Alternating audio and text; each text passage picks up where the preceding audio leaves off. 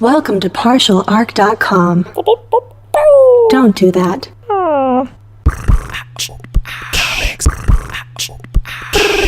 I'm here to save the day. I'm here to save the day. Soon I will be invincible.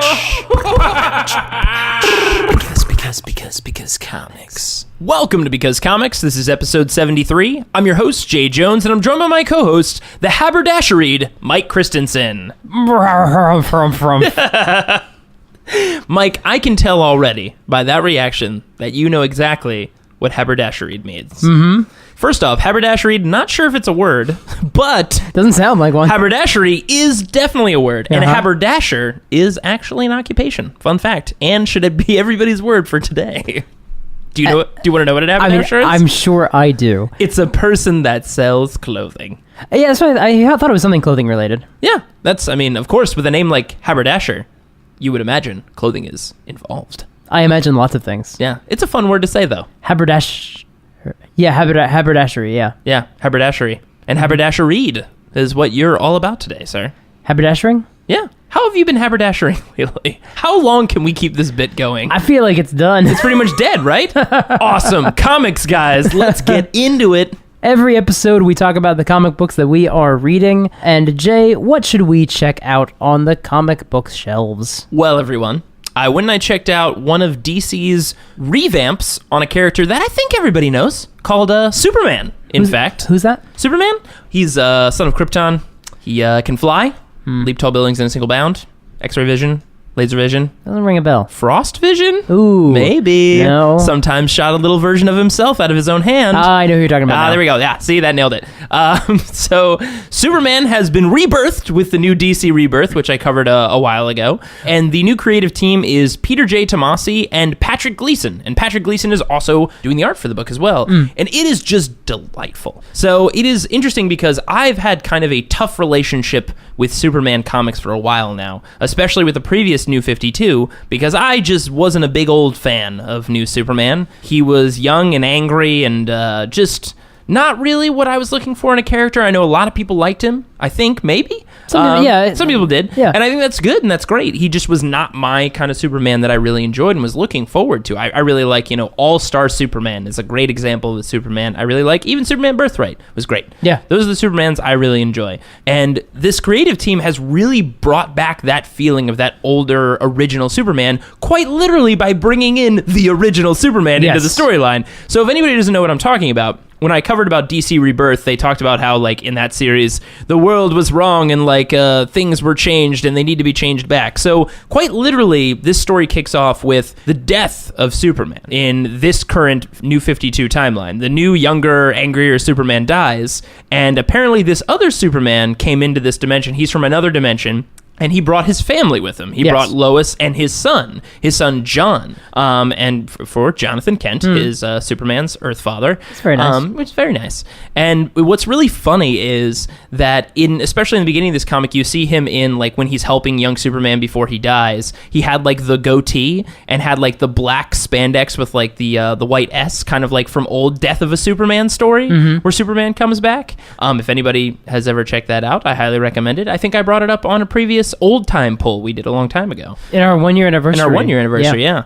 And it's really funny to have the Superman that I prefer is the evil goateed Superman is the one that comes in to reinvigorate it. And it's great because basically what they did is they were like, well, young angry Superman doesn't work. Let's go in the complete opposite direction and do older Superman with a family. He's married to Lois. They have a son already. The son's, I believe, somewhere around 8 or 9. He's close to Damian Wayne's age, which will come into play probably, which I'll talk about at the end of this. Yes. But it's really great. They're staying on the Kent farm after Superman passed. They're staying on the Kent farm. They're going by the Smiths, so not the Kents, for whatever reason. People might know the Kents, I'm sure, and even though they look exactly like the Kents, it doesn't matter. But basically, also what I'm not clear on is if Lois is also dead in this timeline, because now that might be 2 Loises, doesn't matter. So basically, they're staying on this farm, and the series really kicks off wonderfully with you kind of learning the lessons that young Superman learned through John Smith, or John Kent in this case, the son of Superman.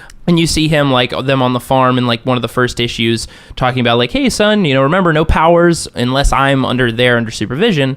And then something goes wrong. The son feels bad about it. And you get to see, like, a really, almost like an evolution of how Jonathan Kent, the father, talked to Superman when he first was learning about his powers, but now we get to see an experienced Superman who's had those life experiences talk to his son about it and how he deals with it. And it's really great. It's really warming. There's some really great fatherly moments and things we get out of Superman that I've missed for a while, and how he handles problems and how he handles challenges.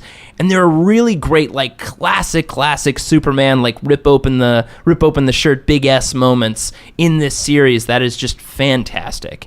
And I'm really enjoying the new direction they're taking it. I think giving him a son and giving him a family, bringing back that older Superman, was a wonderful direction for them to take it. I'm really interested to see where it goes. I won't tell you a little bit about the first arc. There's an enemy that comes into play, a classic older enemy from older original superhero lines that comes into this series that's pretty timely with what's happened. Mr. Mix. Nope, not him. But it's a really great tie into this new Superman about having, like, family is important and what is family and things like that. And I really recommend it. I won't tell you who the villain is. It's part of the first arc, but definitely check it out. But what they are rumoring soon is that, and I'm really excited for this series, is that John Kent, who's now going to basically be Superboy, is going to have a team up with Damian Wayne, yes, Batman's actual son. I was seeing some art for this, and it looks amazing. And it looked really good, but I was, like, confused because I was like, "Is this an Elseworlds thing? Like, what's going on? No. Is he younger?" So I'd missed the fact that that's how old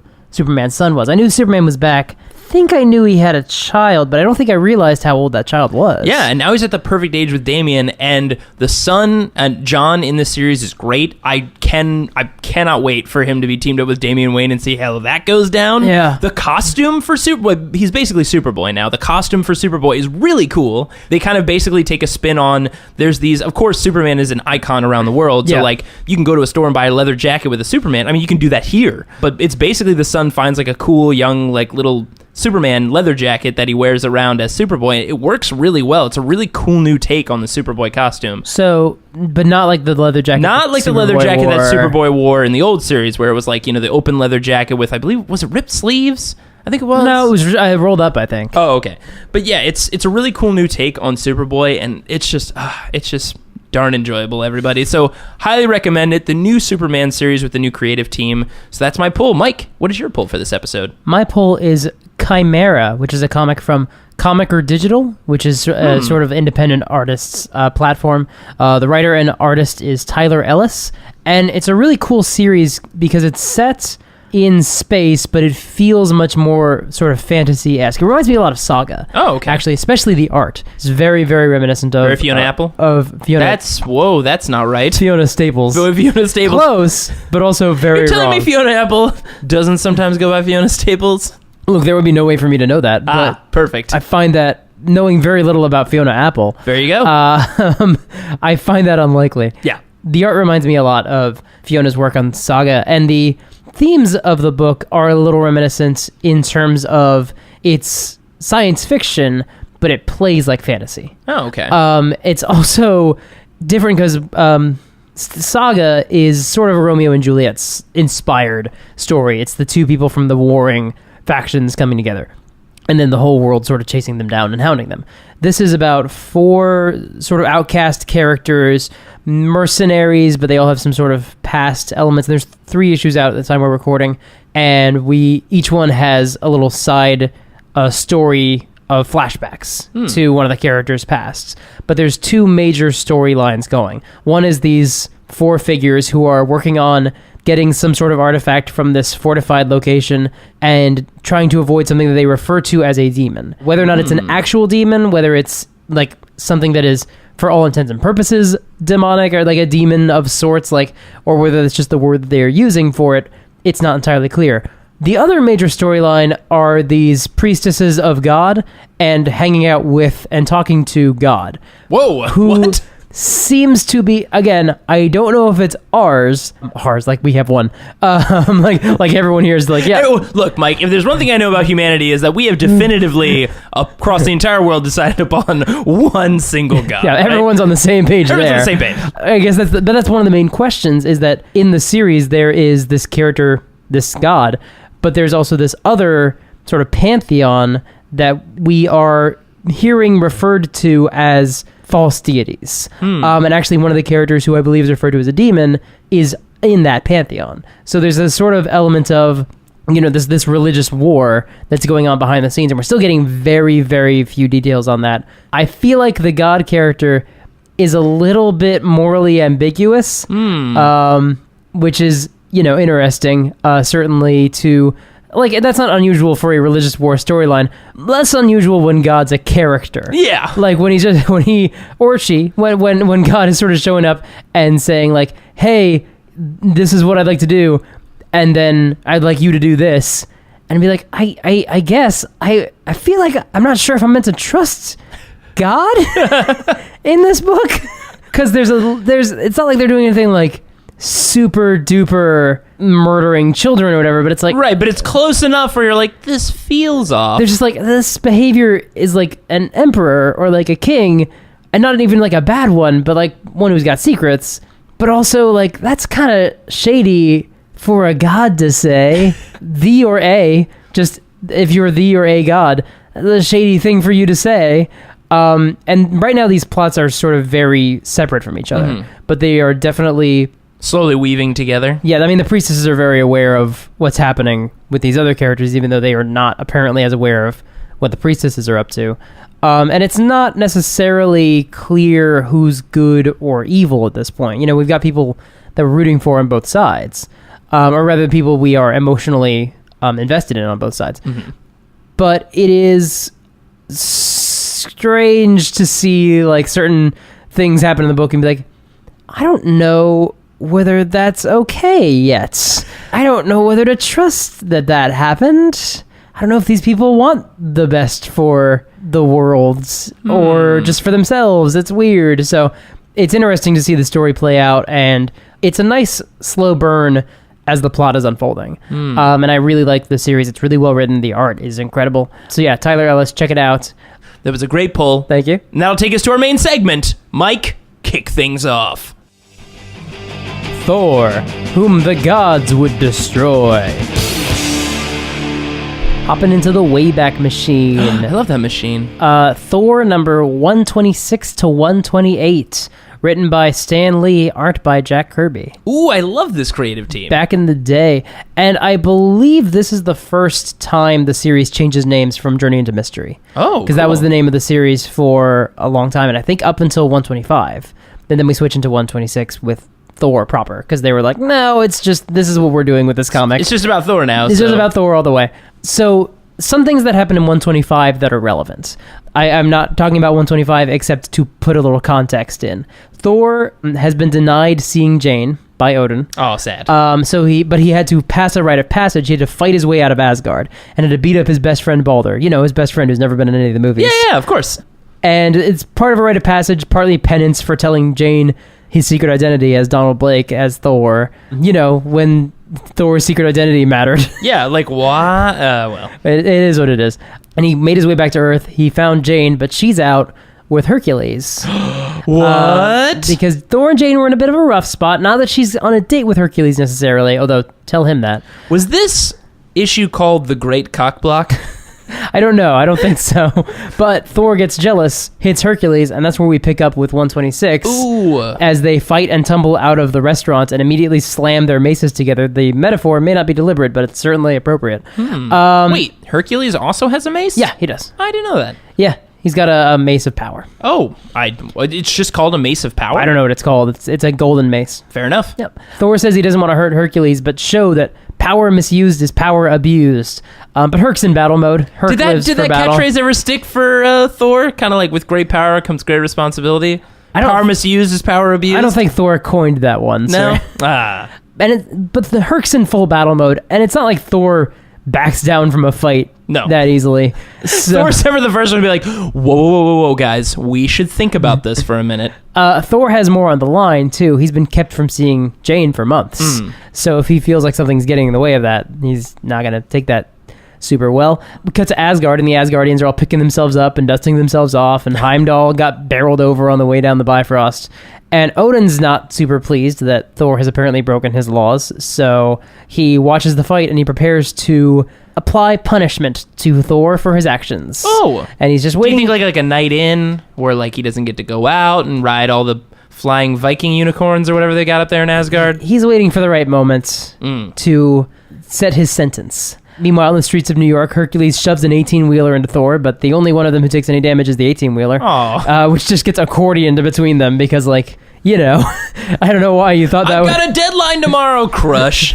I don't think there was anyone in it, but, Okay. but I don't know what stuff was in it, so... I'm an innocent bystander.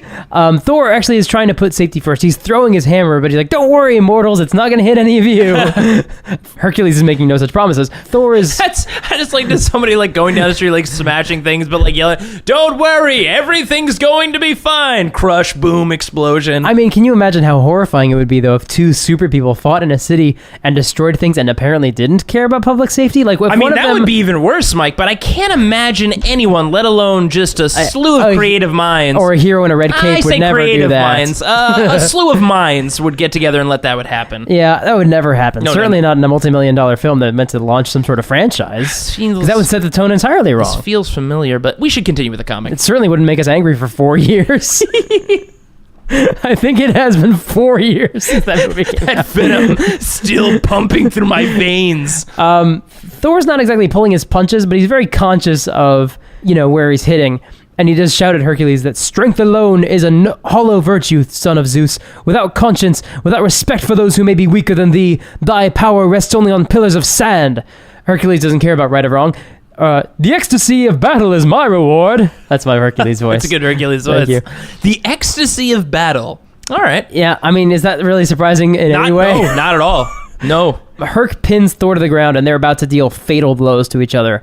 But Herc slams his fist down. Thor barely ducks out of the way of it, so his fist just goes through the ground hard enough that they fall through the ground and land on a subway car. Of course. And they just start fighting on this subway car. It enters one of those open-air tracks. They're only in the tunnel for a hot second. And then they're fighting on top of the subway car on an open track. And I hope this is in Thor 3. It was a little bit in Thor 2. Yeah, it was. But then the train stops. Everyone just gets off. Like, it doesn't matter what stop we're at. Just everyone get off of the train. Please, everyone get off the train. We have a Thor and a Hercules on top. Please proceed accordingly. But they fight and they fall off the train into a construction zone, which is empty. But this is where they are apparently demolishing buildings. So there's some old half-destroyed buildings, like facades of buildings still around. But there's a lot of construction gear. So Thor whips the tread off the tires of a piece of equipment and uses it like a whip, like a chain whip, essentially. Whoa. Hercules barely dodges out of the way. He punches a tire of a bulldozer at Thor and name drops the Greek Olympics and the discus. Oh, nice. Which is some nice banter. That hits Thor straight in the face, and Thor's reeling, but he rallies and delivers some vicious haymakers, and Hercules is like stunned at the fire in Thor's vein, at the anger. He's never seen it like that. And Thor replies, "Anger? By the bristling beard of Odin, thou knowest not the meaning of the word. Not all the fury in the heavens, not all the savagery on earth can equal the senses-shattering cyclone of rage which is Thor when seized by a pounding paracosm of wrath."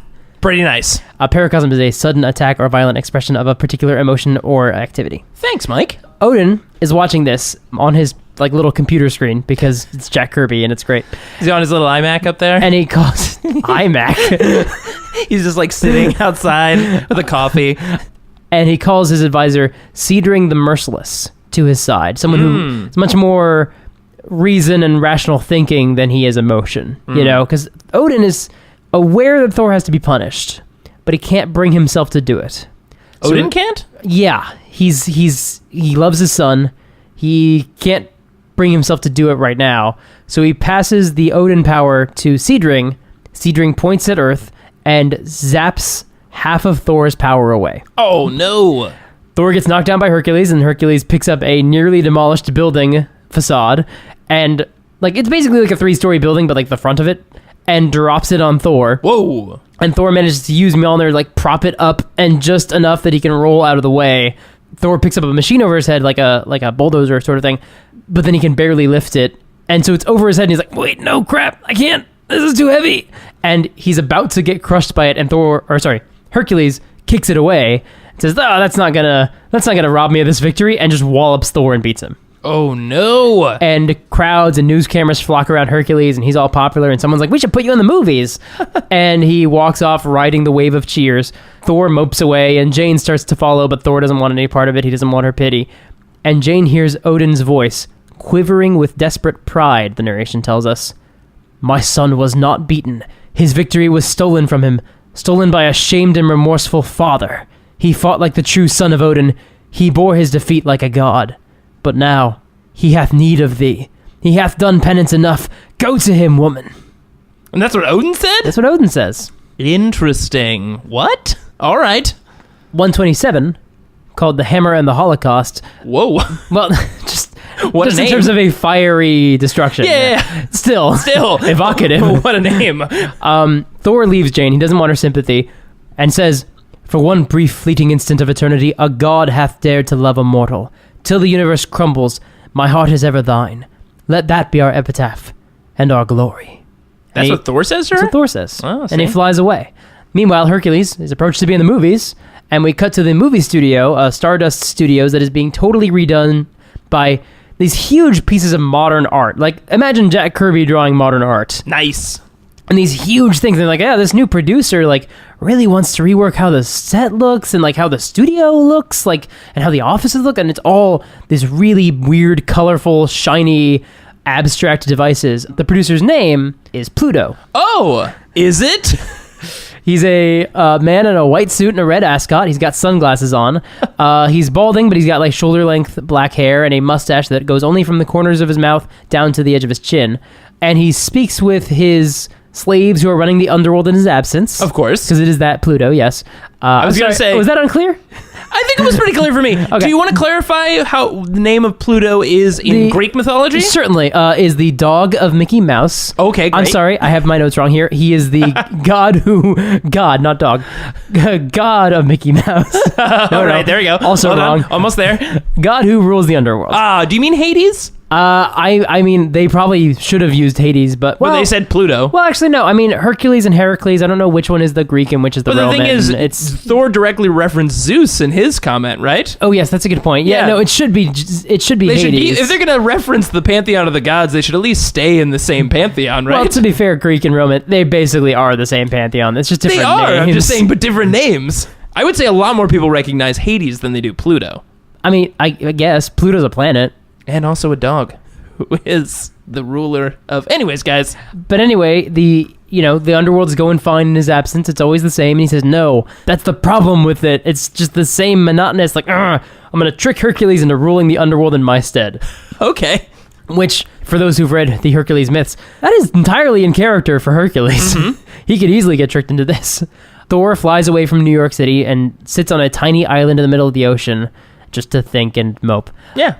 Odin watches... Moping Island. Odin watches from Asgard and he wonders what madness could have compelled him to strip his son of his power like this. And Seedring's like, yeah, I still have Odin's power. I'm not going to give it back. So I'm just going to go ahead and zap Odin a couple times and take control of Asgard. Oh, no. So he does. He zaps Odin a couple times and the guards rush in and Seedring basically starts leading a hostile takeover. A what's the term I'm looking for? Mutiny. No. The land version of mutiny. Treason? Treason, I guess. I guess. I don't know. Land mutiny. There's a term I'm looking for that I'm not coming up with, but whatever. Thor mopes his way up the Bifrost Bridge, ho, ho, ho, hum, and he comes to Heimdall, who is encased in what looks like a block of ice. Would it be carbonite, Mike? No, Oh. It looks like ice. They call it ethereal force. Oh. He's encased except his shoulders and up are free, so he can speak normally, but he just can't move. And Heimdall says, you should probably leave. It's probably not good to be here. Bro, not a good time, man. Not a good time. Not a great time. Thor rushes in, because of course. And he sees these Asgardian warriors bound by swirling bands of energy. They look like lightning snakes or sentient Ghostbusters beams. Awesome. And he recognizes this power is Odin's, though the guards say, no, Odin's no better off than we are right now. Thor runs through the city, and several soldiers are on horses, but they're frozen in place like time has stopped. And this includes Baldur, Thor's best friend who isn't in the movies at all. Yeah, that we all know about. Then a ring of fire surrounds Thor, and Seedring the Merciless makes his appearance. And Is Is it the Merciless is his title? Yes. Like his full title? Like his whole thing is that he's like logic and reason and not emotion. But they still gave him, it wasn't like Cedric the Logical. They gave him Cedric the Merciless. Cedring. And yes, that's true. Fair enough. You are correct. He may have been a little cold-blooded, you know? Yeah, I mean, Odin thinks of him as a trusted advisor. clearly. Probably less so now. Yeah, probably not. Thor pushes his way through the fire, which was just an illusion to test Thor's mettle, give him a chance to, repent and, like, bow down and be like, hey, Cedric, you're my bro. Cedric, you figured it out? I've always been afraid of fire. I will also now worship you as my god. Back on Earth, a beautiful woman is hired to be Hercules' co-star, but it's actually Hippolyta, the queen of the Amazons. Oh. In costume, she's going to wear a helmet, so it will not be clear to Hercules. And this is crisscrossing all sorts of stuff for me. We've got like different pantheons going on. Also, I keep thinking about Hippolyta from DC's Wonder Woman series. I know. So, Yeah. all right, fair enough. But she knows Pluto's plan, and she's in on it, and she's cool with it. Pluto creates an Olympian contract. An Olympian contract can never be broken. So if Hercules... Much like a movie studio's contract. Much like a movie studio's contract. So if Hercules signs this, he will be bound to be the ruler of the underworld. But will then he get all of Pluto's powers, and then he can write an Olympian contract to then get himself... You know what? I'm getting ahead of myself. Mike, there you go. Yeah, putting the cart before the horse there a little bit, Jay. He's got to sign it first. Very true. But he's got to be dumb enough to sign it, which, how would that happen? Back on Asgard, Cedring summons 3 meteors from the sky, and they chase Thor around, and Thor manages to use them to destroy each other by doing the old, I'm going to drop at just the right moment. And then they just hit each other? I guess, yeah. Are they talking meteors? You said they chase him around. No, they were flying after him Gotcha. homing missiles, yeah. I don't know why I imagined face on those meteors. You always take things to a weird place. Indeed. Cedring summons a ball of water that sucks up Thor, and Thor's trapped inside, but he manages to hold his breath and endure until the globe spends itself and breaks open, I guess. I could only hold that water for like 10 seconds. Yeah. How'd you know? Oh, it's a concentration spell, and I can only last for a minute.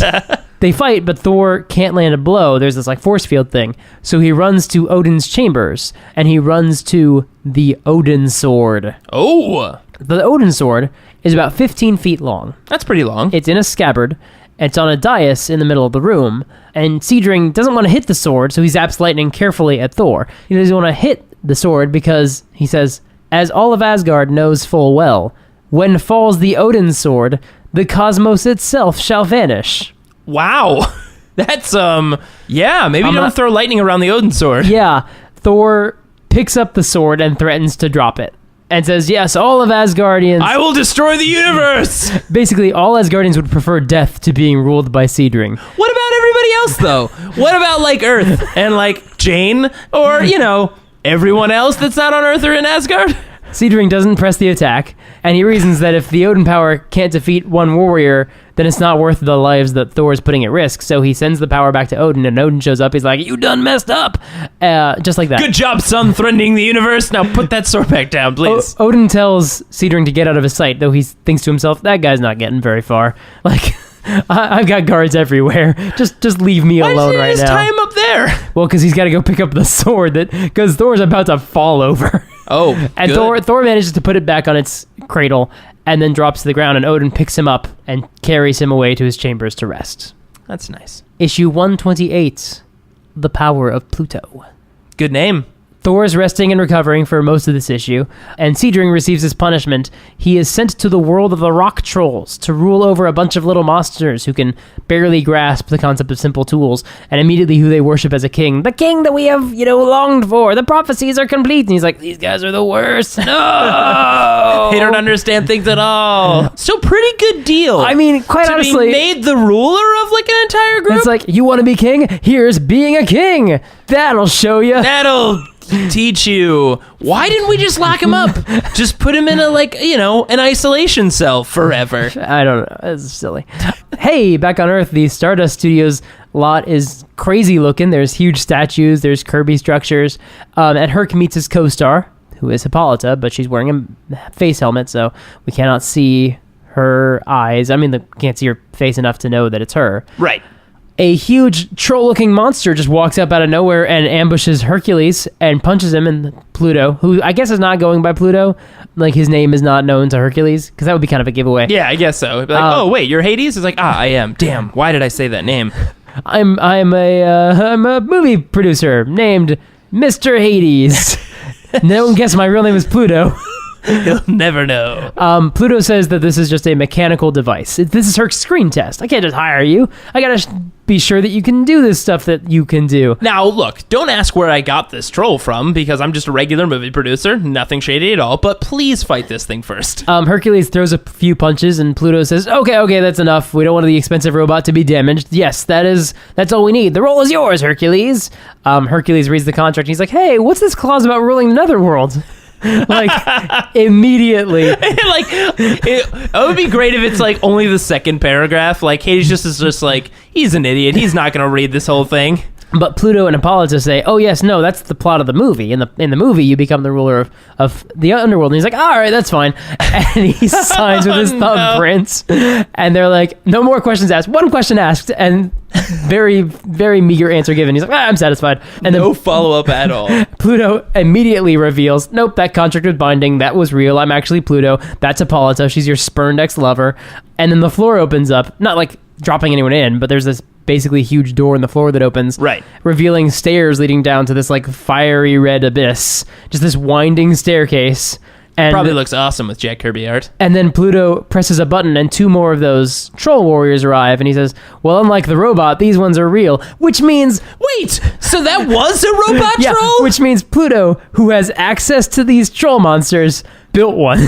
And also someone who understands that he can still put the clause on the front page of a contract that he gives to Hercules, but still wanted to create a robot troll just in case? Like, he built a robot troll monster Titan guy. He calls him like a Titan monster or whatever. He built this thing. He had it built for a movie that's not going to happen. For like, here's the thing, that test was entirely unnecessary. He could have just said, hey, you got the role, just sign here. Right. And it's not like, I mean, yes, you could have just said, like, oh, look, like, I'm doing that so that the prop guys will know, like, where this came from, I guess. No, but even then, he brings like, a giant hole to hell opens up in the floor and trolls come up anyway. Well, you know, the trolls come out of a different door. The trolls come out of a door in the wall. Sure, but like, either way, same place where... Still doesn't matter. Right.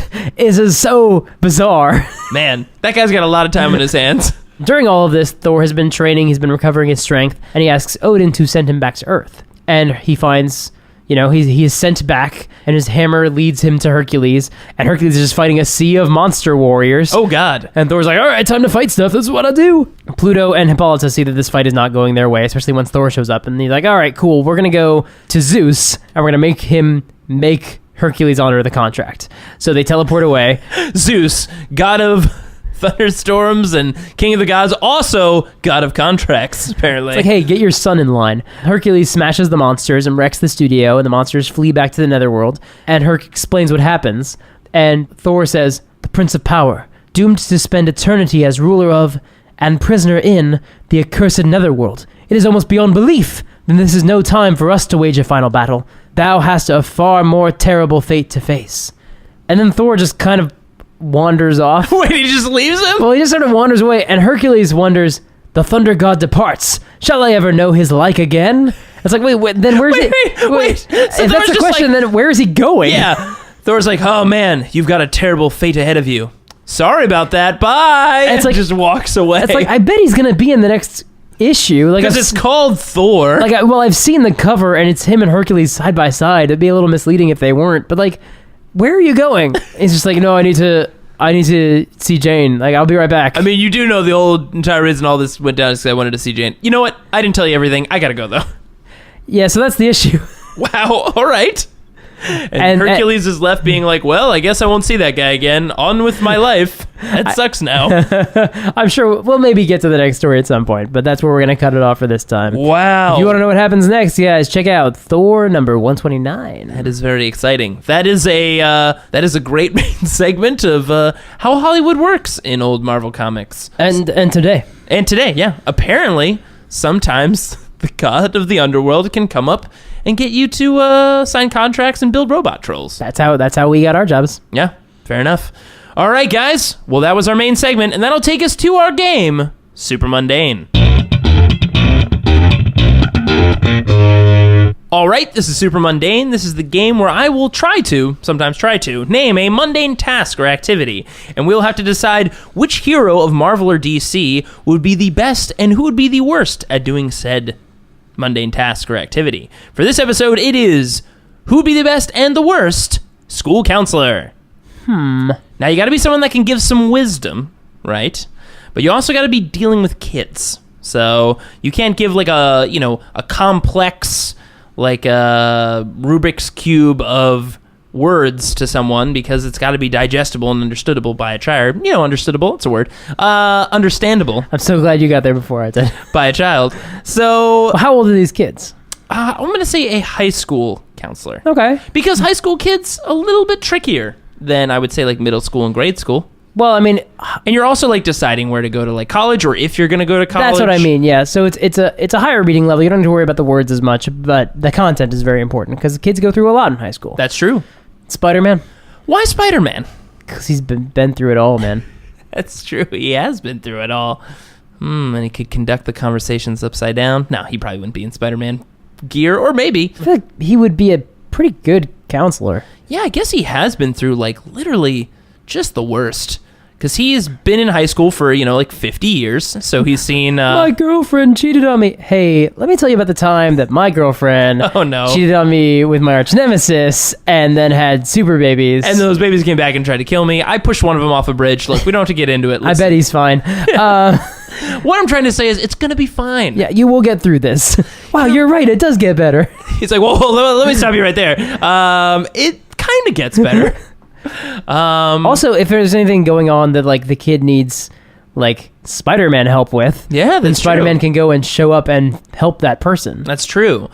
Actually, yeah, Spider-Man strangely is a really good fit for a school counselor. He has seen it all, unfortunately for him, mostly high school related. Yeah.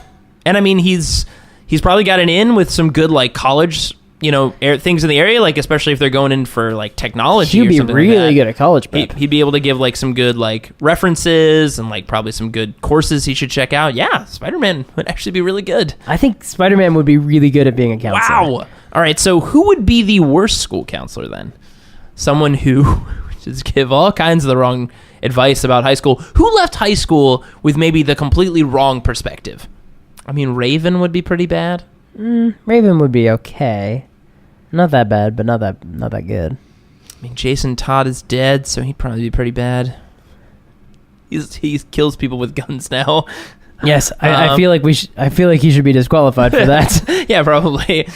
I mean, I could see the Human Torch being hired because, for popularity, like, oh man, come to our school. The Human Torch is a school counselor, and he would probably not be very good.